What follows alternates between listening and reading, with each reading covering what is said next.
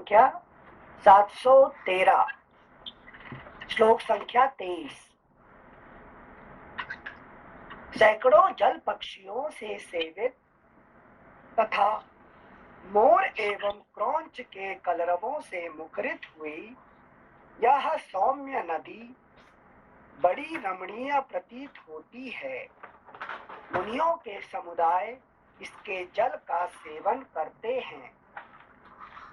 वह देखो, अर्जुन और चंदन वृक्षों की पंक्तियां कितनी सुंदर दिखाई देती हैं। मालूम होता है ये मन के संकल्प के साथ ही प्रकट हो गई हैं। शत्रुसूदन, सुमित्रा कुमार, यह स्थान अत्यंत रमणीय और अद्भुत है। यहाँ हम लोगों का मन खूब लगेगा, अतः यहीं रहना ठीक होगा। राजकुमार विचित्र काननों से सुशोभित सुग्रीव की रमणीय किष्किंधापुरी भी यहाँ से अधिक दूर नहीं होगी। विजयी वीरों में श्रेष्ठ लक्ष्मण मृदंग की मधुर ध्वनि के साथ गरजते हुए वानरों के गीत और वाद्य का गंभीर घोष यहाँ से सुनाई देता है। निश्चय ही कपिश्रेष्ठ सुग्रीव अपनी पत्नी को पाकर राज्य को हस्तगत करके और बड़ी भारी लक्ष्मी पर अधिकार प्राप्त करके सुहृदों के साथ आनंदोत्सव मना रहे हैं। ऐसा कहकर श्री रामचंद्र जी लक्ष्मण के साथ उस प्रस्रवण पर्वत पर, जहाँ बहुत सी कंदराओं और कुंजों के दर्शन होते थे, निवास करने लगे। यद्यपि उस पर्वत पर परम सुख प्रदान करने वाले बहुत से फल फूल आदि आवश्यक पदार्थ थे, तथापि राक्षस द्वारा हरी गई प्राणों से भी बढ़कर आदरणीय सीता का स्मरण करते हुए भगवान श्री राम को वहां तनिक भी सुख नहीं मिलता था। विशेषतः उदयाचल पर उदित हुए चंद्रदेव का दर्शन करके रात में शैया पर लेट जाने पर भी उन्हें नींद नहीं आती थी। सीता के वियोग जनित शोक से आंसू बहाते हुए वे अचेत हो जाते थे। सीता के वियोग जनित शोक से आंसू बहाते हुए वे अचेत हो जाते थे। श्री राम को निरंतर शोक मग्न रहकर चिंता करते देख उनके दुख में समान रूप से भाग लेने वाले भाई लक्ष्मण ने उनसे विनय पूर्वक कहा। सेंसे एक प्रश्न था। जी सेंसे, जैसे भी 2 श्लोक पहले कहा कि भगवान श्री राम को लेटे लेटे चंद्रदेव के दर्शन करते हुए भी उन्हें नींद नहीं आती थी और वो चिंता में मग्न रहते थे। तो एक साधारण मनुष्य जो अपना जो मटेरियलिस्टिक चीजों के लिए कभी कभी परेशान होता है, तो यहाँ पे भगवान जो है उन्हें शांति नहीं मिलती, क्योंकि सीता उनकी मतलब शांति का स्वरूप है। इन दोनों स्थितियों में क्या अंतर है जिनसे यहाँ पे भगवान राम की स्थिति में और जो मनुष्य जो है वो मटेरियलिस्टिक चीजों के लिए जो अशांत रहता है? देखिए, यहाँ पे भगवान राम जो लीला कर रहे हैं ये मनुष्य का लीला कर रहे हैं, ठीक है ना। ये देवता बन के नहीं आए यहाँ पे, ठीक है ना। यहाँ पे भगवान राम कि भगवान विष्णु बन के नहीं आए, ठीक है ना। तो he came as a human being, ठीक है ना, मनुष्य बन के ही आए और मनुष्य का लीला कर रहे हैं। और मनुष्य को जो जो होता है वही नहीं होगा तो फिर सब कुछ जैसे अवतार का ही वर्णन करेंगे तो फिर उसका रामायण का क्या कहते हैं, रामायण का महात्मा जो कहाँ पे है, जो स्पेशलिटी, रामायण का जो स्पेशलिटी कहाँ पे है? बिकॉज इट इज भगवान का जो ह्यूमन का जो लीला है वो, दैट्स मगर वो पूरा मनुष्य का लीला कर रहे हैं, ठीक है ना। तो वहां पे कहीं पे भी नहीं लिखा ये अपना चमत्कार। जैसे कृष्ण लीला में क्या है कि आपको वो नहीं, मधुरता नहीं आएगा। कृष्ण लीला में क्या होगा कि आपको मनुष्य का कुछ, भगवान क्या करते हैं, बार बार इसको दिखा देते हैं। क्या अर्जुन को तो विश्वरूप दिखाते, इवन दुर्योधन को भी दिखा देते हैं, है कि नहीं। तो वहां पे और ये रामायण में ये फर्क है कि रामायण में भगवान ने कभी विश्वरूप दिखाए नहीं है, कभी अलौकिक ये दिखाए नहीं है, ठीक है ना। वो हमेशा मनुष्य का ही लीला दिखाए यहाँ पे, ठीक है। तो इसलिए मनुष्य के लिए जो जो कमी होता है वो भी दिखाते हैं यहाँ पे, ठीक है ना। ओके, हाँ हाँ जी सर, थैंक यू सेंसे। श्लोक संख्या 34।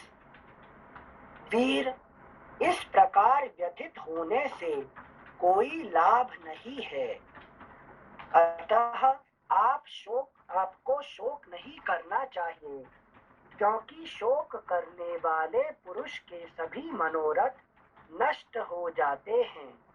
यह बात आपसे छिपी नहीं है। रघुनंदन, आप जगत में कर्मठ वीर तथा देवताओं का समादर करने वाले हैं, आस्तिक, धर्मात्मा और उद्योगी हैं।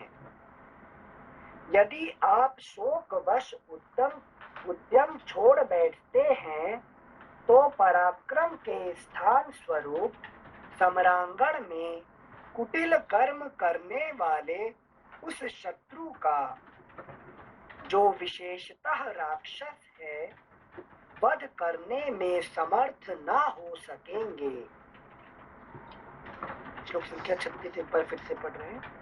यदि आप शोकवश उद्यम छोड़ बैठते हैं तो पराक्रम के स्थान स्वरूप सम्रांगण में कुटिल कर्म करने वाले उस शत्रु का, जो विशेषतः राक्षस है, वध करने में समर्थ ना हो सकेंगे।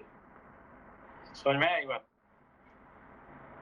जिनसे गीता के हिसाब से जैसे बोलते हैं, अगर मैं ही कर्म करना छोड़ दूंगा तो जो सब मेरा अनुसरण करने वाले हैं वो सब भी ये मार्ग, अच्छा कर्म करने का मार्ग वो यहाँ पे नहीं कह रहे हैं। यहाँ पे देखिए, दोबारा पढ़िए। अच्छा, यदि आप शोकवश उद्यम छोड़ बैठते हैं, उद्यम मतलब एफर्ट, है कि नहीं। एफर्ट, हाँ, तो एफर्ट करना छोड़ देंगे। क्यों? शोक, मनुष्य क्या करता है यूजुअली, जब शोक आता है तो क्या करता है, तो काम छोड़ देता है, बैठ जाता है कि नहीं। मैं खाना नहीं खाने वाला हूँ, मैं कहीं आज काम के लिए नहीं जाऊंगा, मैंने ये नहीं करूंगा। क्यों? कुछ शोक आ गया, कुछ बात आ गया कि सब कुछ छोड़ के बैठ गया वहां पे, ठीक है ना। तो ये साधारण मनुष्य की बात है कि, है कि नहीं, उद्यम छोड़ देता है, मतलब कोई भी एफर्ट छोड़ता है करना, ठीक है ना। यदि आप शोकवश उद्यम छोड़ बैठते हैं तो पराक्रम के स्थान स्वरूप सम्रांगण में कुटिल कर्म करने वाले उस शत्रु का, जो विशेषतः राक्षस है, वध करने में समर्थ ना हो सकेंगे। ठीक है ना। तो वो राक्षस को कैसे वध कर सकते हैं, है कि नहीं। तो उसको वध करने के लिए आप बैठ जाएंगे, है कि नहीं, सो के बैठ जाएंगे तो वो राक्षस को वध नहीं हो सकता है, ठीक है ना। तो इसलिए आपका एफर्ट मत छोड़िए, ठीक है ना। अच्छा, मतलब सिंसे रजस को अगर हराना है then you have to fight with rajas only. हाँ, ठीक है ना। क्योंकि अब रजस, अभी किसी को आप क्या कहते हैं, हराना है तो उससे ज्यादा आपको दिखाना पड़ेगा उसको पावर, ठीक है ना। श्लोक संख्या 37। अतः आप अपने शोक को जड़ से उखाड़ फेंकिए और उद्योग के विचार को सुस्थिर कीजिए, तभी आप परिवार सहित उस राक्षस का विनाश कर सकते हैं, तभी आप परिवार सहित उस राक्षस का विनाश कर सकते हैं। परिवार सहित, उसको अकेला नहीं है, रावण को उसका पूरा परिवार के सहित नष्ट करना पड़ेगा, है कि नहीं? मतलब रजस तमस सब कुछ। श्लोक संख्या 38। काकुत्स्थ, आप तो समुद्र, वन और पर्वतों सहित समूची पृथ्वी भी उलट सकते हैं, फिर उस रावण का संहार करना आपके लिए कौन बड़ी बात है। यह वर्षा काल आ गया है, अब शरद ऋतु की प्रतीक्षा कीजिए, फिर राज्य और सेना सहित रावण का वध कीजिएगा।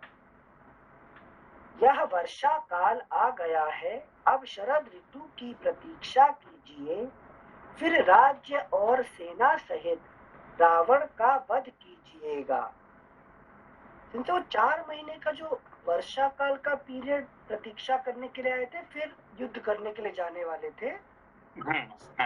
तो मतलब 2 महीने बीत गए, अब शरद ऋतु आने वाली है, ऐसा? हाँ, जब शरद ऋतु जब आएगा तब जाके आप अटैक करने के वो टाइमिंग सही टाइमिंग है। अच्छा, ठीक है। वर्षा काल किसी के लिए भी अच्छा काम नहीं है, सिर्फ शास्त्र अध्ययन के लिए ही अच्छा टाइम होता है, ठीक है ना।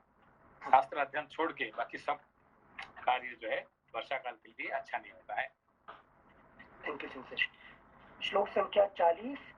जैसे राख में छिपी हुई आग को हवन काल में आहुतियों, अगला पृष्ठ संख्या 714, आहुतियों द्वारा प्रज्वलित किया जाता है, उसी प्रकार मैं आपके सोए हुए पराक्रम को जगा रहा हूँ, भूले हुए बल विक्रम की याद दिला रहा हूँ। लक्ष्मण के इस शुभ एवं हितकर वचन की सराहना करके श्री रघुनाथ जी ने अपने स्नेही सुहृद सुमित्रा कुमार से इस प्रकार कहा। लक्ष्मण, अनुरागी, स्नेही, हितैषी और सत्य पराक्रमी वीर को जैसी बात कहनी चाहिए वैसी ही तुमने कही है। लो, सब तरह के काम बिगाड़ने वाले शोक को मैंने त्याग दिया, अब मैं पराक्रम विषयक दुर्धर्ष तेज को प्रोत्साहित करता हूँ, बढ़ाता हूँ। श्लोक संख्या 43 एक बार फिर से पढ़ रहे हैं। लो, सब तरह के काम बिगाड़ने वाले शोक को मैंने त्याग दिया, अब मैं पराक्रम विषयक दुर्धर्ष तेज को प्रोत्साहित करता हूँ, बढ़ाता हूँ, तुम्हारी बात मान लेता हूँ।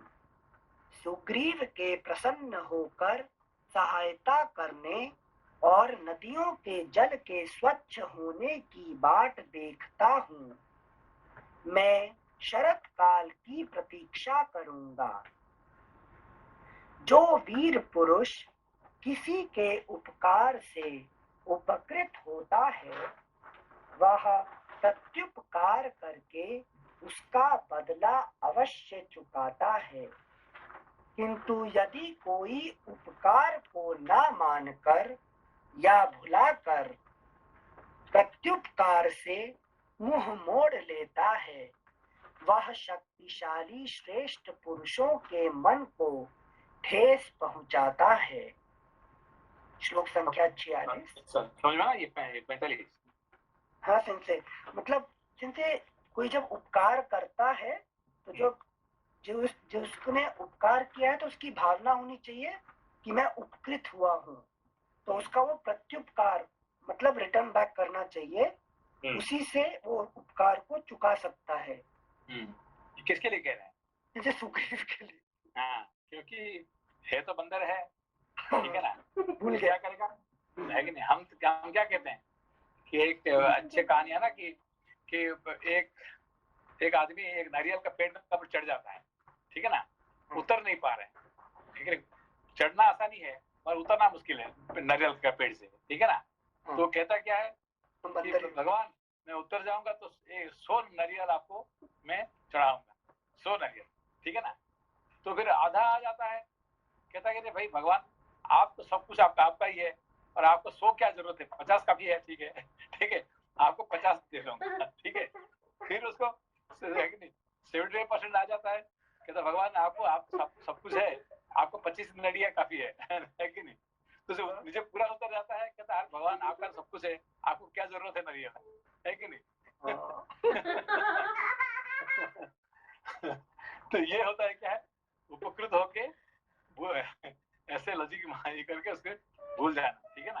तो ये हो सकता है, तो ये सुग्रीव ऐसे कर सकता है। अच्छा, thank you Sanjay.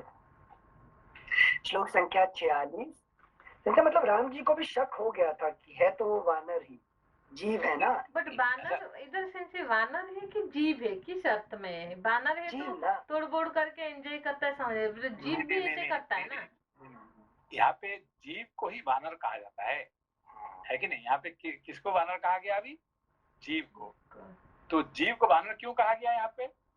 Other than नर, वो तो पुरुष। नर को कौन होता है? जिसका पास नार होता है उसका नर कहते हैं, है कि नहीं। मनीष जी समझ में आया? मनीष जी जी सेंसे, क्या नर किसको कहते हैं? सेंसे नार का अर्थ ज्ञान होता है, तो जिस व्यक्ति के पास ज्ञान है, जो ज्ञान उसको नार कहते हैं, तो ठीक है ना जी। तो मगर मनुष्य का शरीर है मगर ये ज्ञान नहीं है, उसको क्या कहते हैं? वानर, ठीक है ना। नर का शरीर है, पूरा मनुष्य का शरीर है, मगर मनुष्य का ज्ञान नहीं होने के कारण उसका वानर कहा गया। तो इसलिए यहाँ पे है कि सब वानर है। तो इसीलिए हनुमान जी भी क्या कहते हैं अपने को, भगवान को जब उन्होंने परिचय देते हैं, है कि नहीं, ऐसा तो मैं वानर ही हूँ, है कि नहीं।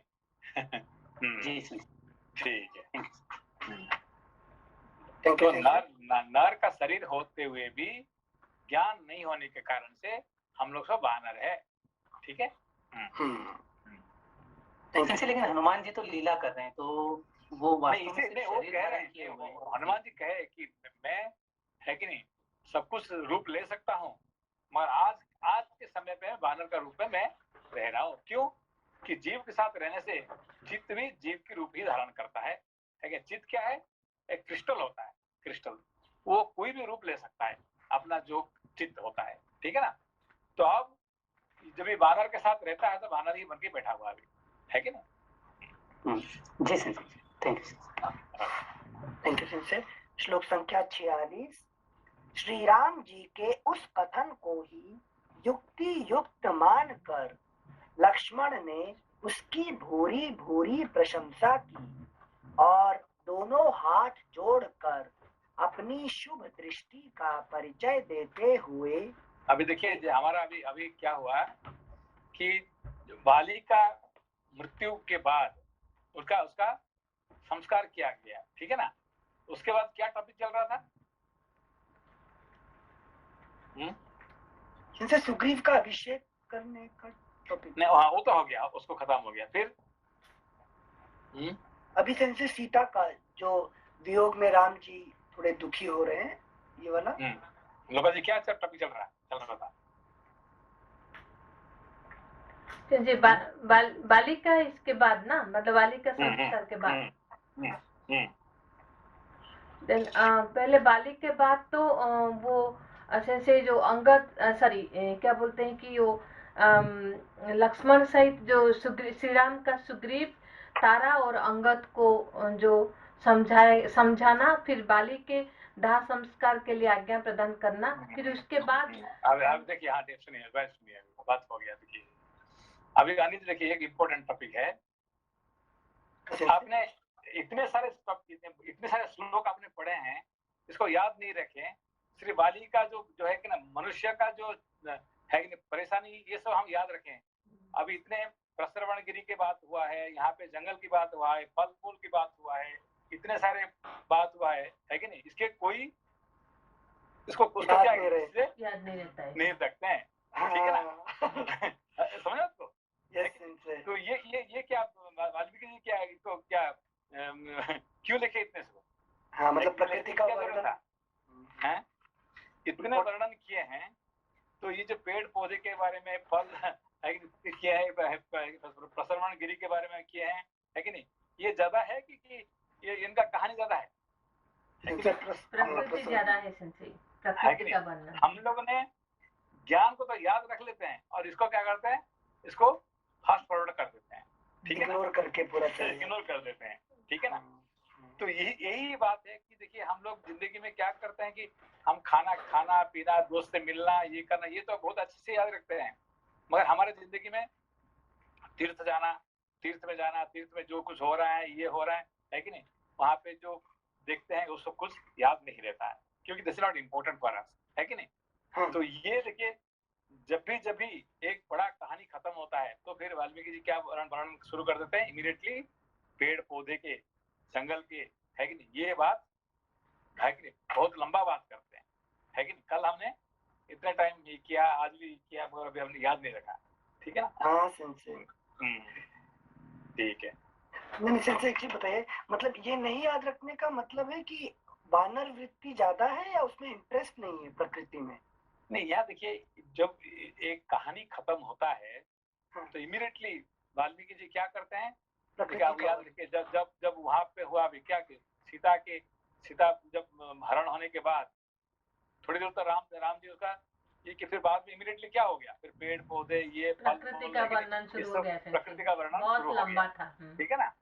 तो मगर इसको हम पूरा ही पूरा भूल जाते हैं, है कि नहीं, क्योंकि this is not important for us. हम लोग के लिए भाई ये पेड़ पौधे का वर्णन हम क्या जरूरत है कि नहीं, बट दिस इज, है कि नहीं, ये बहुत इंपॉर्टेंट चीज है, क्योंकि सत्यम शिवम सुंदरम, जो सत्यम कहाँ पे है, जहाँ शिव है, ठीक है ना। तो नेचर है, तो नेचर में भी सत्यता है कि नहीं। तो मनुष्य से दूर होके आप, है कि नहीं, पेड़ पौधे से ही, पौधे में सत्यता आप देखना चाहिए, ठीक है ना।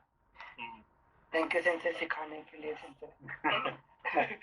हम लोग क्या करते हैं उसको is not important for us, है कि नहीं, हमारे टॉपिक ध्यान में भी नहीं आया।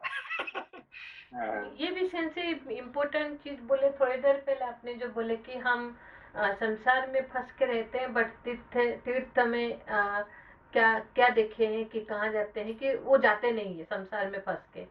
इवन तो हम जाते भी हैं सेंसे तीर्थ में, हम किसके साथ गए थे, कहाँ खाए थे, ये सारे याद रखते हैं, लेकिन तीर्थ के रियली तीर्थ का वो जो क्या है उसका महात्म्य, उस दिन के लिए वो सारे क्या क्या इतना काल चक्र में वो भूल जाते हैं। तो ये भी ठीक है। तो इसलिए जो है ना, जो रामायण में जो कुछ पढ़ते हैं, एवरी श्लोक इज वेरी इंपॉर्टेंट, ठीक है ना। ठीक है, श्लोक संख्या 46। श्री राम जी के उस कथन को ही युक्ति युक्त मानकर लक्ष्मण ने उसकी भूरी भूरी प्रशंसा की और दोनों हाथ जोड़कर अपनी शुभ दृष्टि का परिचय देते हुए वे नयनाभिराम श्री राम से इस प्रकार बोले। नरेश्वर, जैसा कि आपने कहा है, वानरराज सुग्रीव शीघ्र ही आपका यह सारा मनोरथ सिद्ध करेंगे। अतः आप शत्रु के संहार करने का दृढ़ निश्चय लिए शरत काल की प्रतीक्षा कीजिए और इस वर्षा काल के विलंब को सहन कीजिए। क्रोध को काबू में रखकर शरत काल की राह देखिए। बरसात के 4 महीनों तक जो भी कष्ट हो उसे सहन कीजिए तथा शत्रु वध में समर्थ होने पर भी इस वर्षा काल को व्यतीत करते हुए मेरे साथ इस सिंह सेवित पर्वत पर निवास कीजिए। इस प्रकार श्री वाल्मीकि निर्मित आर्ष रामायण आदि काव्य के किष्किंधा कांड में 27वां सर्ग पूरा हुआ। 私、ごめんなさい、ニルさん。So I just thought, of course we are reading the Ramayana as a story, but this is something like thought flow of Valmiki, maybe. Like what? Thought flow, vritti is maybe not right word because you thought vritti always include desire. So thought flow of Valmiki, we can glimpse his thought flow. Yeah, see, very good. When Narad Muni came to Valmiki ji, so what was his question? Do you remember? So what is the question of Valmiki ji to Narad Muni?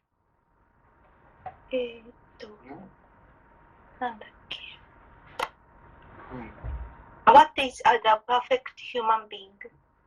No, I want to write about a person whom I can see, who is living at the moment. Okay, when I am living at the same time that person has to live. Okay, I want to see a perfect human being who is living at this moment. I can see and I can write about that story, what I can see in my own eyes. Okay, so Valmiki is not writing a story about 5,000 years before some story happened. No, what he's seeing in front of him.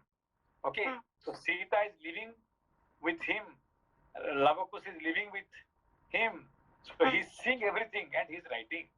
Okay, and he's asking the two sons of Rama, Lava and Kusha, to read the Ramayana. Okay, so just to show to the people, okay, it's not that some story I'm writing for some other time, at the same time, and it's read by Lava and Kush in front of Lord Rama. Okay, so where the Ramayana was first narrated? In front of Rama, at the Ram Darbar, by the children of Ram. That is the interesting point here. This is not the thought flow. This is not the story. This is the what is writing about the topic, what is going on in front of him. Okay. Okay. Okay. So the Ramayana for the first time it was narrated in front of Lord Rama by the children of Lord Rama. Okay. So thank you so much. Okay. Thank you, Sensei. Similarly, what Vyasa is writing, Mahabharata, what he's seeing in front of him, and about his own children, grandchildren, great-grandchildren. Okay, so not the story what happened long ago, in front of him what is going on. Okay, this one. Okay. Okay, thank you. Thank you. Thank you, Sensei. अष्टाविंशः सर्गः श्री राम के द्वारा वर्षा ऋतु का वर्णन। देखिए यहाँ पे फिर क्या वर्षा ऋतु का वर्णन है कि नहीं? भाई वर्षा ऋतु का वर्णन हमारे लिए क्या इंपॉर्टेंट है? Why should we read about varsha ritu? हम जानते नहीं, हम जानते तो है, फिर क्या है कि नहीं? क्योंकि ये जो what is going on in front of us, not only the story of the human being, the story of the nature, okay, and the flow of the time, that is also to see is important. Okay, can you see the flow of time? No, Sensei. No, Sensei. Cannot no, you can see the flow of time by watching the rain. Okay, you cannot see the growth, your own growth. Okay, can you see your own growth? No, Sensei, cannot. Why you cannot see your own growth? Because I am Atma, which never age. No, that is okay, but your body is grown. Okay, can you what? If I look myself in mirror, I will never feel that I have become old unless I see my old young photo and then compare. So only seeing the old photo you can compare now photo and this thing happened. It's a thing. Okay, but you are right now. You are undergoing the metabolism. Do you know this one? Sensei. It is going on right now. It's going on. Okay. Okay, but can you see? No, cannot. Why you cannot see? This is because that subtle level of observation that is not visible. You cannot see your own what you call things. Okay, own destruction you cannot see. Okay, but if you see, can you see the rainfall? Yes, Sensei, can see. Why? Because you are not involved in that. You can see somebody else change. Okay, oh, this fellow was like that, and this fellow is now you can understand immediately. Okay, if you can see your son, oh, this child was so small and now he becomes so big, and you can see everybody's growth, but you cannot see your own growth. Okay, so watching the rainfall, you can watch the time. Okay, now देखिए इसलिए यहाँ वर्णन क्या करते हैं कि भगवान राम जी क्या वर्णन कर रहे हैं? वर्षा ऋतु, ठीक है ना? It is by seeing the season, by seeing the flowers of the every season. Okay, then you can see the Flow of time. Flow of the time. Okay. So now I could relate. Why suddenly the topic of rain is coming? Why not only the sea? They always say that time the what you call, when Ram was coming from what you call that place to this place.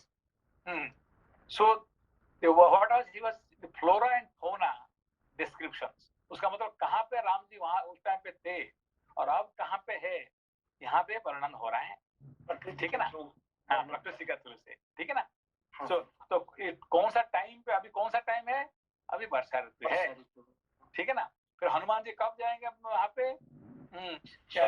Lanka शरद ऋतु में जाएंगे, ठीक है ना? तो you can know the time, you can know the space, ठीक है ना, by understanding this, ठीक है ना? टाइम एंड स्पेस डिस्क्रिप्शन द्वारा हम जानते हैं कौन सा टाइम की बात चल रहा है, ठीक है ना? Thank you sir. जीपीएस हो गया, इसके थ्रू लोकेशन पता लग जाता है। ये लोकेशन पता लग जाता है, लोकेशन टाइम पता चलता है, ठीक है ना? तो देखिए रामायण कौन पढ़ रहा है? लव कुश पढ़ रहा है कि नहीं? तो उन जानबूझ के वाल्मीकि जी उनसे पढ़वा रहे हैं, किससे? उनका बेटे से, कि ये होगा कि है कि नहीं? ये नहीं कि खुद पढ़ रहे हैं, लिख के बैठा हुआ, नहीं, उनसे पढ़वा रहे हैं। कौन सुन रहा है? स्वयं राम जी सुन रहे हैं, है कि नहीं? मतलब प्रत्यक्ष साक्षात्कार हो रहा है सामने। तो उसका टाइम को पता चलता है।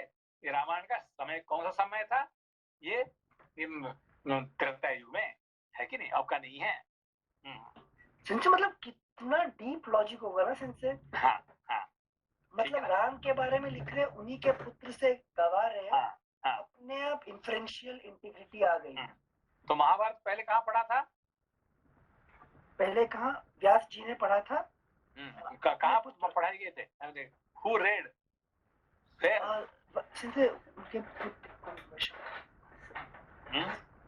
देवलोक में सिंसे बड़ा वाला जो महाभारत के ज्यादा श्लोक थे।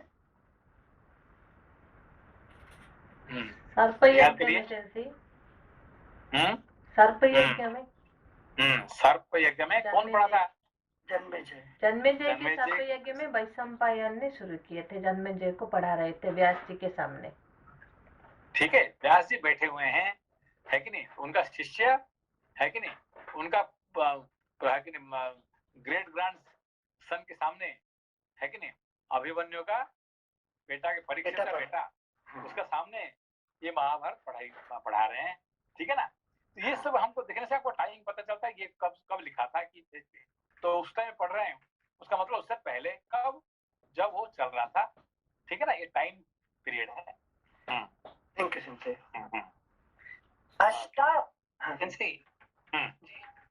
सेंसी एक और ऋतु का वर्णन आया था इसके पहले, हेमंत ऋतु का। तो it was that time Sita हरण हो गया, उसके बाद में हेमंत ऋतु का वर्णन। तो उसका मतलब ये जितने कुछ हो रहा है, ये है कि नहीं, ऐसे टाइम पीरियड पे ये हो रहा है, सीक्वेंस में। It passed 3 ritus before they actually started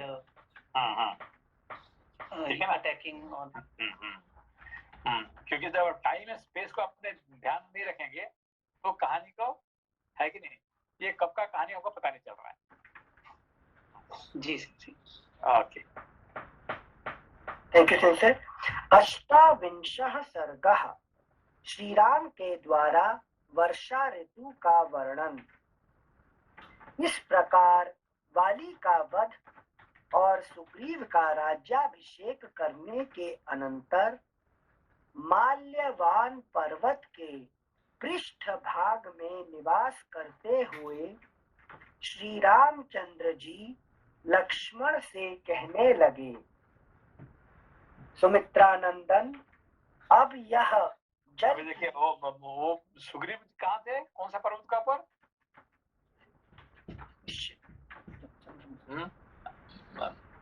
Rishyamukh पर्वत पे। अभी भगवान राम कहाँ पे ठहर रहे हैं? अभी माल्यवान पर्वत। तो इससे आपको ज्योग्राफी है कि नहीं, ज्योग्राफिकली आपको कहाँ पता चल रहा है, ठीक है ना। द टाइम, स्पेस, कंडीशन है कि नहीं, the person, you can know everything by this things. Okay. सिंचे प्रश्रवण गिरी भी कोई पर्वत के नाम पे बोल रहे थे। प्रश्रवण मतलब जहाँ पानी का प्रश्रवण मतलब जहाँ पानी का उद्गार होता है उसको प्रश्रवण कहते हैं। झरना उसको क्या कहते हैं? झरना कहते हैं, है कि नहीं, ब्रूक कहते हैं, इंग्लिश में ब्रूक कहते हैं। जहाँ पे स्वच्छ पानी का मिलता है उसको प्रश्रवण कहते हैं, ठीक है ना। तो क्योंकि वहाँ रहने के लिए पानी तो चाहिए ना, कम से कम नहाने के लिए, पीने के लिए, है कि नहीं, कुछ करने के लिए तो पानी का तो होना चाहिए ना। तो पानी नहीं होगा तो पहाड़ का ऊपर रह के कैसा रहेंगे आप, ठीक है ना। अच्छा, थैंक यू सिंचे। तो ऋष्यमुख से माल्यवान पर्वत पर आ गए। सुमित्रानंदन, श्लोक संख्या 2। सुमित्रानंदन, अब यह जल की प्राप्ति कराने वाला वह प्रसिद्ध वर्षा काल आ गया। देखिए आपने जो गए थे यहाँ पे बद्रीनाथ गए थे, तो बद्रीनाथ में क्या मिला आपको? कहाँ नहाए थे? जैसे कुंड में ना गर्म पानी था जहाँ पे। हाँ, तो उसको क्या बोलते हैं? इसको उसका वो भी प्रस्रवण है, मगर उसको उष्ण प्रस्रवण कहते हैं। उष्ण मतलब गर्मी, है कि नहीं। वो भी पानी नेचुरल पानी है, वहां से पहाड़ से, है कि नहीं, पहाड़ से अपने आप होता है ना। तो तो वो उसको कहते हैं उष्ण प्रस्रवण, ठीक है ना, गर्म पानी। और ये है उष्ण नहीं है, ये नॉर्मल प्रस्रवण है। Thank you sir. श्लोक संख्या 2। सुमित्रानंदन, अब यह जल की प्राप्ति कराने वाला वह प्रसिद्ध वर्षा काल आ गया। देखो, पर्वत के समान प्रतीत होने वाले मेघों से आकाश मंडल आच्छन्न हो गया है। देखिए लोग क्या करते हैं, वर्षा को जो शहर में रहते हैं उन लोगों के लिए क्या, मेघ को क्या, पानी को बारिश होता है तो उनको अच्छा नहीं लगता है कि अरे हमारा काम बिगड़ गया है। मगर जो रेन है, बारिश होता है, बहुत है कि हमारे लिए फायदे वाली बात होता है, क्योंकि पानी जो असली पानी कौन देता है? रेन ही वर्षा देता है कि नहीं। ये बहुत इंपॉर्टेंट चीज है जिंदगी में। ठीक है, थैंक यू सिंसे। श्लोक संख्या 3। यह आकाश स्वरूपा तरुणी सूर्य की किरणों द्वारा समुद्रों का रस पीकर कार्तिक आदि 9 मासों तक धारण किए हुए गर्भ के रूप में जल रूपी रसायन को जन्म दे रही है।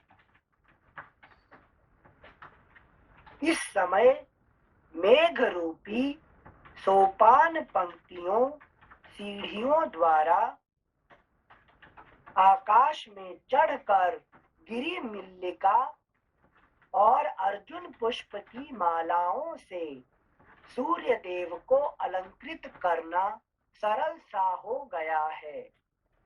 एक बार फुटनोट पढ़ देते हैं पिछले पेज में। शक्यो यम बरा मासाद्य इति पाठो युक्तः। Footnote ends. श्लोक संख्या 4। इस समय मेघ रूपी सोपान पंक्तियों सीढ़ियों द्वारा, अगला पृष्ठ 715, आकाश में चढ़कर गिरी मल्लिका और अर्जुन पुष्प की मालाओं से सूर्य देव को अलंकृत करना सरल सा हो गया है। जैसे कि हम लोग पढ़ते हैं, गीता पढ़ते हैं, तो गीता पढ़ने के टाइम पे क्या है, हमको भाष्य पढ़ना पड़ता है, कमेंट्री नहीं पढ़ेंगे तो गीता को समझ में नहीं आता है, ठीक है ना। ऐसे ही रामायण का भी कमेंट्री है कि नहीं। रामायण को आपको अच्छे से पढ़ने के लिए, अभी तो हम सिर्फ पारायण कर रहे हैं, और सही में अध्ययन करने के लिए पारायण और अध्ययन समझ में आ रहा ना। हाँ सेंसे, पारायण मतलब स्टोरी के हिसाब से पढ़ते जा रहे हैं। हाँ, उन्हें कुछ नहीं समझ के जस्ट वी आर रीडिंग, इसको कहते हैं पारायण, ठीक है। पारायण मतलब just going through without understanding fully, ठीक है ना। और अध्ययन मतलब क्या होता है कि you reading everything by understanding every word, ठीक है, अध्ययन कहते हैं। अध्ययन करने के लिए क्या चाहिए, कमेंट्री का चाहिए, भाष्य का चाहिए, ठीक है ना। हाँ सेंसे, हाँ, मतलब व्यास जी और गणेश जी साथ में होने चाहिए। हाँ ठीक है। श्लोक संख्या 5। संध्या काल की लाली प्रकट होने से बीच में लाल तथा किनारे के भागों में श्वेत एवं स्निग्ध प्रतीत होने वाले मेघ खंडों से आच्छादित हुआ आकाश ऐसा जान पड़ता है मानो उसने अपने घाव में रक्त रंजित सफेद कपड़ों की पट्टी बांध रखी हो। मंद मंद हवा निश्वास सी प्रतीत होती है। संध्या काल की लाली लाल चंदन बनकर ललाट आदि अंगों को अनुरंजित कर रही है तथा मेघ रूपी कपोल कुछ कुछ पांडु वर्ण का प्रतीत होता है। इस तरह यह आकाश कामातुर पुरुष के समान जान पड़ता है। श्लोक संख्या 7।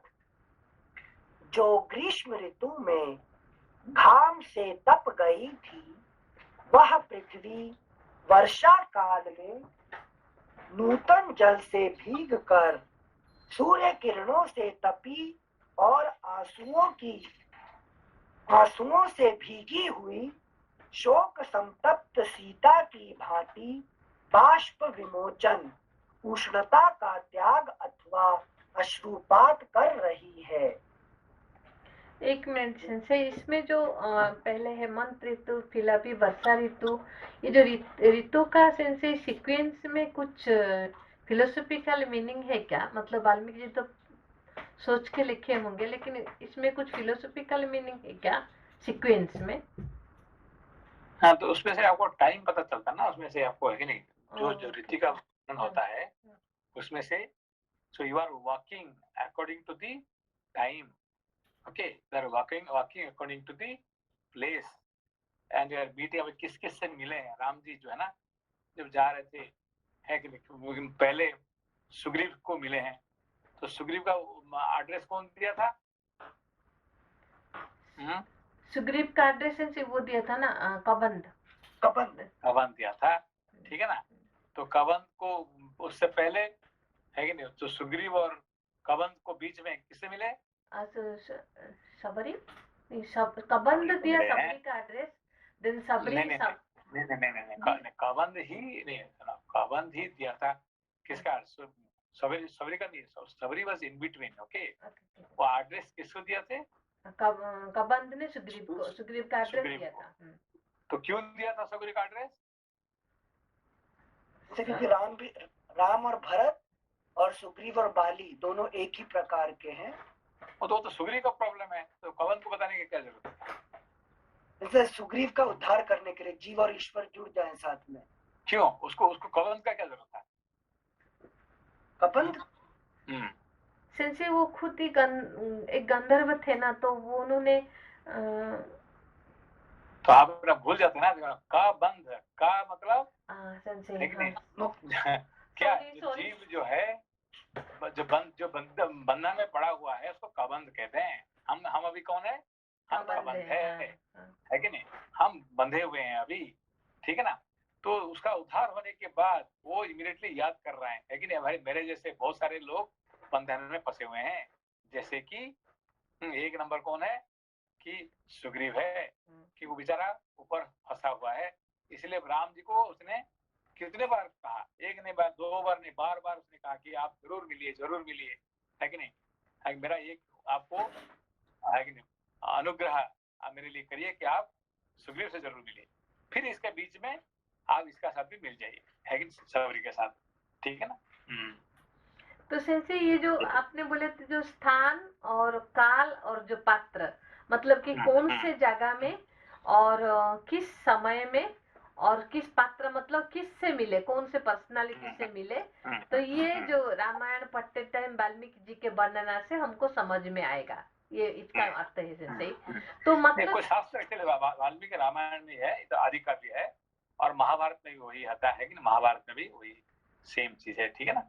तो शास्त्र पढ़ने के टाइम पे तो ये मेरा जो प्रश्न है कि जो एक साल मतलब कि आपने एक बार बोले थे कि 14 साल वनवास में 1 साल तो इनका जो लास्ट में जो युद्ध वगैरह में गया, लेकिन 13.5 साल तो उन्होंने ज्ञान में ही थे, आपने एक बार समझाए थे।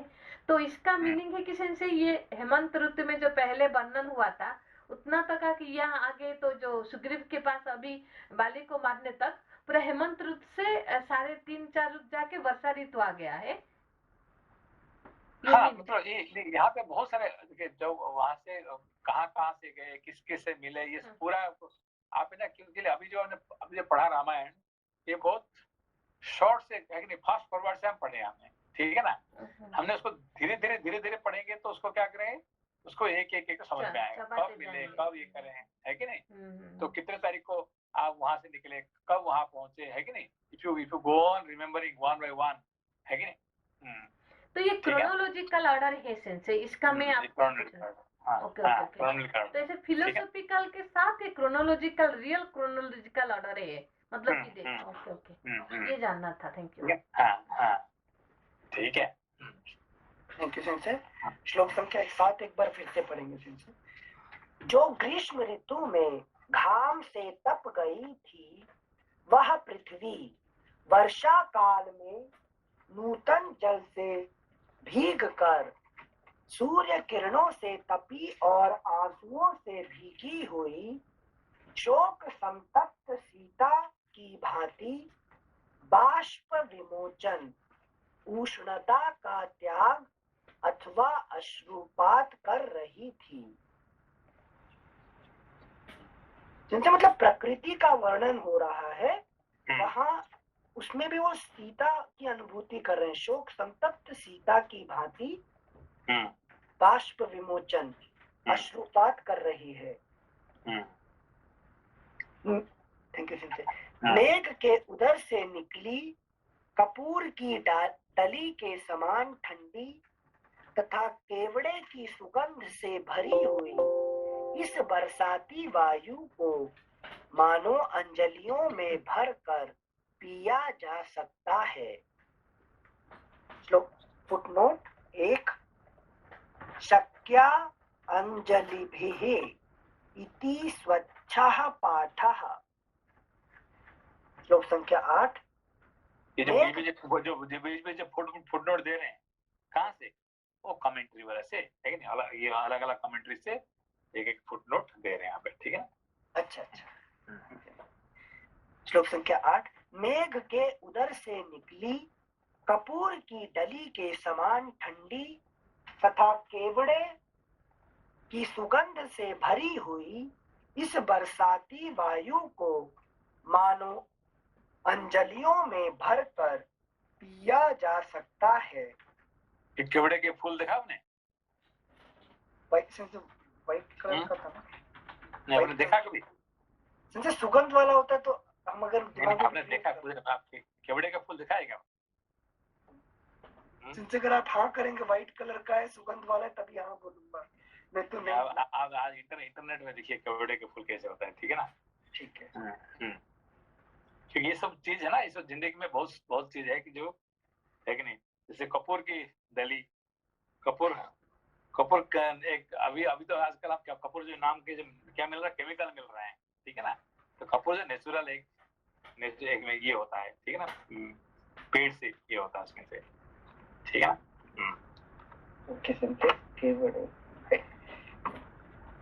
श्लोक संख्या 9। क्योंकि जो आपने जो सोच रहे हैं केवड़ा और जो है असली में अलग ये आपके इंटरनेट पे देखने से पता चल जाएगा। ठीक है ना? ठीक है सर। श्लोक संख्या 9। यह पर्वत जिस पर अर्जुन के वृक्ष खिले हुए हैं तथा जो केवड़ों से सुवासित हो रहा है, शांत हुए शत्रु वाले सुग्रीव की भांति जल की धाराओं से अभिषिक्त हो रहा है। मेघ रूपी काले मृग चर्म तथा वर्षा की धारा रूप यज्ञोपवीत धारण किए वायु से पूरित गुफा या हृदय वाले ये पर्वत ब्रह्मचारियों की भांति मानो वेदाध्ययन आरंभ कर रहे हैं। श्लोक संख्या 10। मेघ रूपी काले मृग चर्म तथा वर्षा की धारा रूप यज्ञोपवीत धारण किए वायु से पूरित गुफा या हृदय वाले ये पर्वत ब्रह्मचारियों की भांति मानो वेदाध्ययन आरंभ कर रहे हैं। ये बारिश का जो साउंड है कैसे साउंड होता है? जैसे ब्रह्मचारी लोग ने वेदाध्ययन करते हैं। ठीक है ना? इनके से श्लोक संख्या 11। ये बिजलियां सोने के बने हुए कोड़ों के समान जान पड़ती हैं। इनकी मार खाकर मानो व्यथित हुआ आकाश अपने भीतर व्यक्त हुई मेघों की गंभीर गर्जना के रूप में आर्तनाद सा कर रहा है। नील मेघ का आश्रय लेकर प्रकाशित होती हुई यह विद्युत मुझे रावण के अंक में छटपटाती हुई तपस्विनी सीता के समान प्रतीत होती है। बादलों का लेप लग जाने से जिनमें ग्रह नक्षत्र और चंद्रमा अदृश्य हो गए हैं, अतएव जो नष्ट सी हो गई है, जिनके पूर्व पश्चिम आदि भेदों का विवेक लुप्त सा हो गया है, वे दिशाएं उन कामियों को जिन्हें प्रेयसी का संयोग सुख सुलभ है हितकर प्रतीत होती है। सुमित्रानंदन देखो, इस पर्वत के शिखरों पर खिले हुए कुटज कैसी शोभा पाते हैं।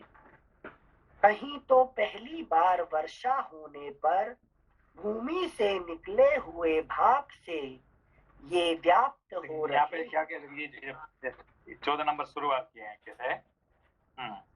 सुमित्रानंदन देखो, इस पर्वत के शिखरों पर खिले हुए कुटज कैसी शोभा पाते हैं। अब यहाँ पे ये क्या कहना चाहते हैं? देखिए, हिमालय का जो पहाड़ का शिखर पर आप क्या दिखाई पड़ता है? क्या दिखाई पड़ता है? बर्फ ना, पूरा बर्फ दिखाई पड़ता है। तो सफेद बर्फ रहने से उसका मतलब वहां कोई पेड़ पौधे नहीं होते हैं। ठीक है ना? ठंड की वजह से तो नहीं होने के कारण से मनुष्य भी वहां रहने लायक नहीं होते हैं। ठीक है ना? तो यहाँ पे जो पहाड़ है इतने ऊंचे नहीं है और इसका शिखर पे आपको क्या दिखाई पड़ेगा? ये सब फल, उसका मतलब इट इज रहने लायक है कि नहीं? अब यहाँ से आपको स्थान और पात्र का पता चल जाता है।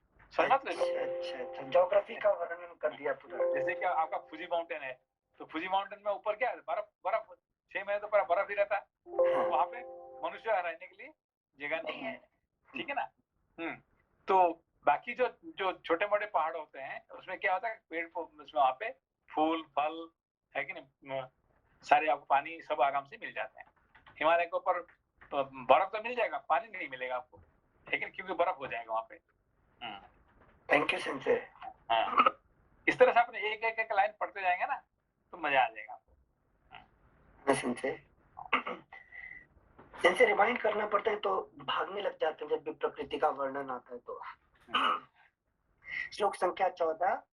सुमित्रा नंदन, देखो इस पर्वत के शिखरों पर खिले हुए कुटज कैसी शोभा पाते हैं। कहीं तो पहली बार वर्षा होने पर भूमि से निकले हुए भाप से ये व्याप्त हो रहे हैं और कहीं वर्षा के आगमन से अत्यंत उत्सुक हर्षोत्फुल्ल दिखाई देते हैं। मैं तो प्रिया विरह के शोक से पीड़ित हूँ और ये कुटज पुष्प मेरी प्रेमाग्नि को उद्दीप्त कर रहे हैं। धरती की धूल शांत हो गई, अब वायु में शीतलता आ गई। गर्मी धरती की धूल शांत होगी मतलब वर्षा कैसे शांत होगी? हाँ, वर्षा आने से क्या होगा, जो धूल है वो शांत हो जाते हैं, बैठ जाती है पूरा। Thank you sensor. धरती की धूल शांत हो गई, अब वायु में शीतलता आ गई। अभी तो क्या गर्मी हो रहा था, है कि नहीं? अब फिर बारिश आने के कारण से, है कि नहीं, वायुमंडल शीतलता आ जाती है। ठीक है। Thank you sensor. गर्मी के दोषों का प्रसार बंद हो गया, भूपालों की युद्ध यात्रा रुक गई और परदेशी मनुष्य अपने अपने देश को लौट रहे हैं। श्लोक संख्या 16। मानसरोवर में निवास के लोभी हंस वहां के लिए प्रस्थित हो गए। मानसरोवर में निवास के लोभी हंस वहां के लिए प्रस्थित हो गए। समझ में आया? इनसे चातक के लिए बोल रहे हैं क्या, जो वेट करते हैं? नहीं, चातक नहीं, चातक की बात कहाँ आया? ये चातक की बात है क्या? क्या कह रहे हैं? हंस की बात है। हंस और चातक अलग। हंस है कि नहीं? तो बेसिकली यह देखिए द्वार पड़े। हंस कहाँ रहते हैं? मानसरोवर रहते हैं, है कि नहीं? मगर जब बहुत ठंड हो जाता है तो क्या करते हैं, नीचे आ जाते हैं। ठीक है ना? अच्छा। तो फिर जब ठीक टाइम आ जाता है फिर, है कि नहीं, मानसरोवर में चले जाते हैं। ठीक है ना? तो लोग भी मतलब उनको दे लाइक दैट प्लेस, है कि नहीं? उनको पसंद आता है मगर लंबा रह नहीं सकते हैं। ठीक है ना? अच्छा, थैंक यू सिंसे। मानसरोवर में निवास के लोभी हंस वहां के लिए प्रस्थित हो गए। इस समय चकवे अपनी प्रियाओं से मिल रहे हैं। निरंतर होने वाली वर्षा के जल से मार्ग टूट फूट गए हैं, इसलिए उन पर रथ आदि नहीं चल रहे हैं। देखिए यहाँ पे जो यहाँ पे पॉजिटिव क्या है, नेगेटिव क्या है? नेगेटिव क्या है कि ज्यादा बारिश होने से रास्ता टूट जाता है, तो वहाँ पे गाड़ी घोड़े नहीं चल सकते हैं, है कि नहीं? इसीलिए बद्रीनाथ वगैरह बारिश के दिन पे जाना मुश्किल है कि नहीं? क्योंकि पहाड़ टूट के यहाँ गिरता है वहाँ पे। ठीक है ना? Negative point. हाँ संजय, आज ही सॉरी मैं टॉपिक से डिस्ट्रैक्ट हो गया। आज ही मैं सुना था कि बद्रीनाथ चारों धाम के लिए रोड को 5 मीटर से 10 मीटर करने के लिए बात हुई, तो उठा के किसी ने सुप्रीम कोर्ट में केस डाल दिया कि पेड़ काटने पड़ेंगे। तो वो चल रहा है डिस्कशन, नहीं रोड नहीं बढ़ा सकते हो, माना गांव तक जो जाने। उनको तो सब चाहिए भाई, तुम ये मीपुर मत करो, है कि नहीं? ये तो उनको ऐसे लोगों को क्या करना चाहिए? अभी टॉपिक आया ना, वो रोड बढ़ा कुछ भी इम्प्रूव करने जाओ तो उनको है कि नहीं, कुछ ना कारण बता के रोक दो। रोक दो उसको। अगला पृष्ठ संख्या 716। आकाश में सब ओर बादल छिटके हुए हैं, कहीं तो उन बादलों से ढक जाने के कारण आकाश दिखाई नहीं देता है और कहीं उनके फट जाने पर वह स्पष्ट दिखाई देने लगता है। ठीक उसी तरह जैसे जिसकी तरंग मालाएं शांत हो गई हों, उस महासागर का रूप कहीं तो पर्वतमालाओं से छिप जाने के कारण नहीं दिखाई देता है और कहीं पर्वतों का आवरण न होने से दिखाई देता है। इस समय पहाड़ी नदियां वर्षा के नूतन जल को बड़े वेग से बहा रही हैं। वह जल सर्ज और कदम्ब के फूलों से मिश्रित है।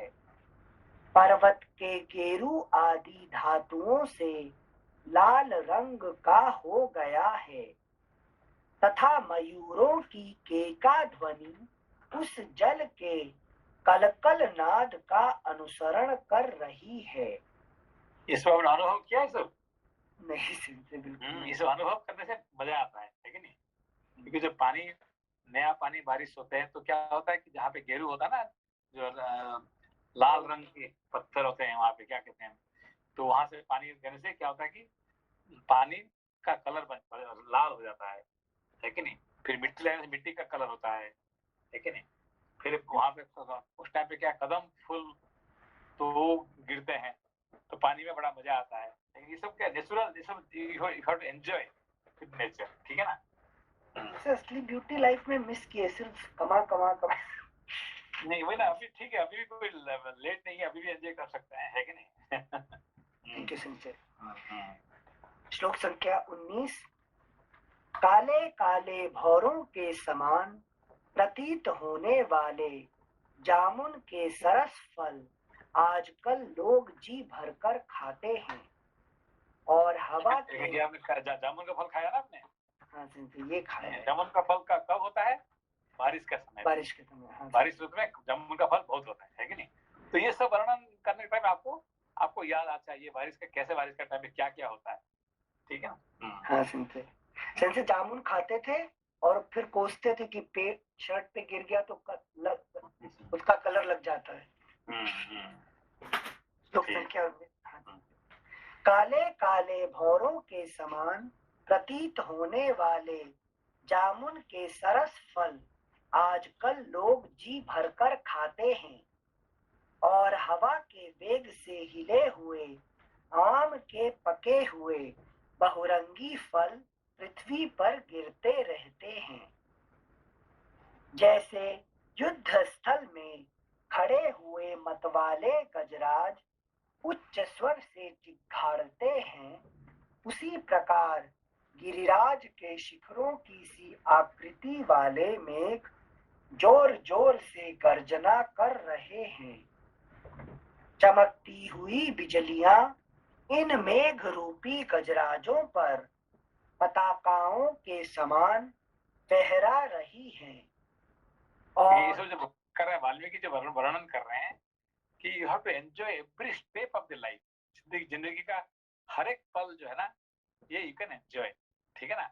बारिश हो रहा है, धूप हो रहा है कि नहीं, ये जामुन ये हो रहा है, कदम फूल हो रहा है, नदी, तो every bit you can enjoy, life is beautiful, ठीक है ना?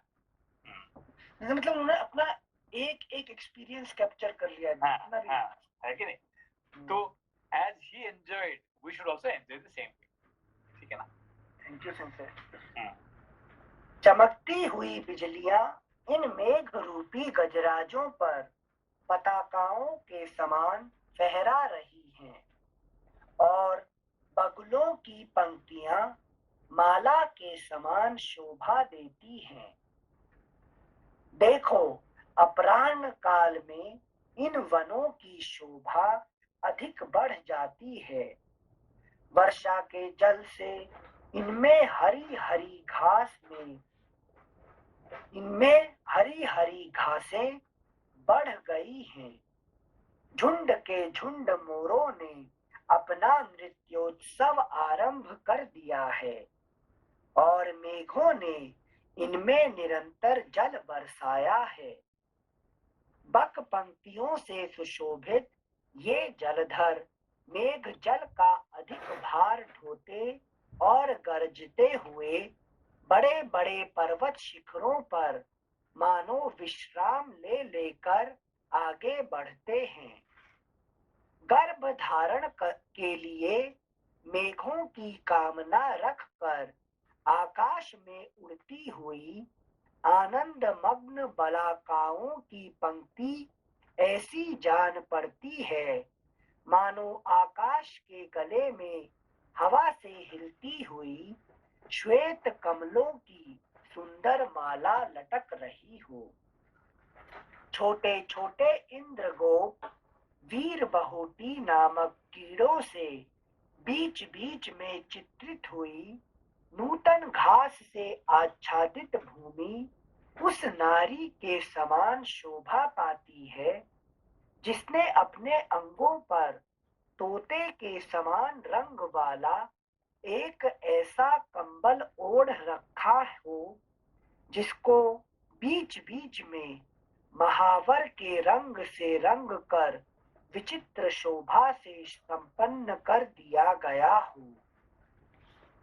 चौमासे के इस आरंभ काल में निद्रा धीरे धीरे भगवान केशव के समीप जा रही है। नदी तीव्र वेग से समुद्र के निकट पहुंच रही है। हर्ष भरी बलाका उड़कर मेघ की ओर जा रही है और प्रियतमा सकाम भाव से अपने प्रियतम की सेवा में उपस्थित हो रही है। वन प्रांत मोरों के सुंदर नृत्य से सुशोभित हो गए हैं। कदम्ब वृक्ष फूलों और शाखाओं से संपन्न हो गए हैं। सांड गौओं के प्रति उन्हीं के समान काम भाव से आसक्त है और पृथ्वी हरी हरी खेती तथा हरे भरे वनों से अत्यंत रमणीय प्रतीत होने लगी है।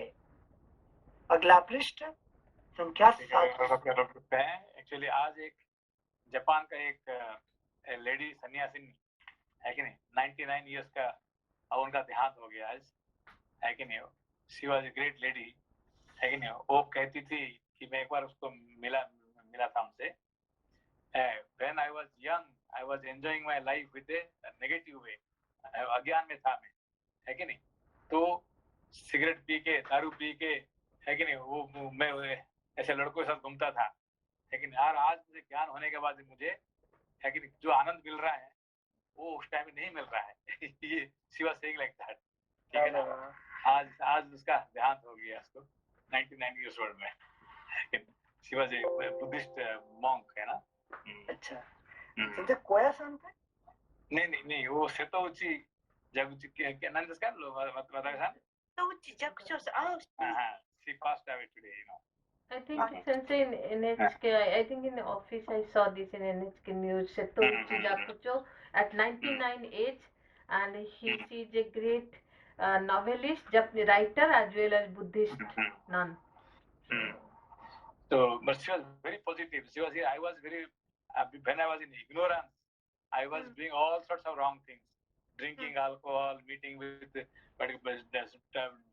taking tobaccos, going with all kind of people. Okay, but now I understood what mistake I made, all these things. है कि नहीं? तो ये आप लोग तो मेरे से इतने बुरे नहीं थे ना, आप तो अच्छे हैं मेरे से। सॉरी सर, आज अनिल सन जब मैंने उनकी कहानी पढ़ रही थी थोड़ा न्यूज में, तो वो था कि आप तभी तो बोले ना जिंदगी सारे खत्म हो गया, ऐसे बोले ना। उन्होंने 51 एज से उनका शुरू हुआ लाइफ। वो जन्म हुए थे 1922 में, और 1973 if I remember correctly, at the age of 51 he started his spiritual life. So till 51, her love story, her biography, her enjoyment was happening. So she started her spiritual career at 51 age, and then she left everything. Sorry, Sensei, I just heard it this much only. Thank you. Thank you, Sensei and Lupa-san. Okay. The milestone. Okay. But don't wait till 51 ने, सर्वेंद्रिय यानी जयंती हो जाएगा। Thank you. Okay. Thank you. नमस्ते।